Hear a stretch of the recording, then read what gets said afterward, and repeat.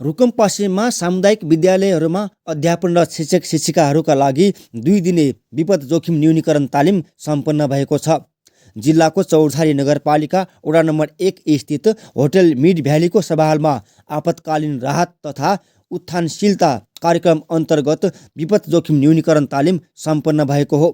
विद्यालयमा अध्ययनरत विद्यार्थीहरूलाई विपदको अवस्थामा कसरी सुरक्षित रहन सकिन्छ भन्ने उद्देश्यले खेलको अभ्यासद्वारा तालिम सञ्चालन गरिएको आयोजकले बताएको छ। त्यस्तै विद्यालय स्तरको प्रशिक्षणमा विपद जोखिम न्यूनीकरण DRR खेलहरूको मुख्य उद्देश्य भनेको शिक्षक र विद्यार्थीहरूमा विपदप्रतिको सचेतना, तयारी र सहनशीलता विकास गर्नका लागि तालिम सञ्चालन गरिएको प्रशिक्षक कुमेर परियारले बताउनुभयो। तालिममा विपद जोखिम न्यूनीकरणसँग सम्बन्धित फरक 4वटा खेलहरू पहिरो, भूकम्प, आगलागी र आँधीहुरीसँग सम्बन्धित रहेर सहजीकरण गरिएको थियो।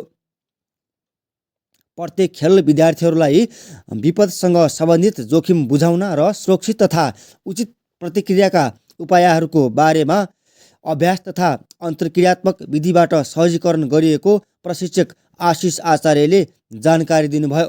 चौरधारी नगरपालिका अन्तर्गत 18वटा विद्यालयमा अध्यापनरत शिक्षक शिक्षिकाहरूले उक्त तालिममा सहभागिता जनाएका थिए।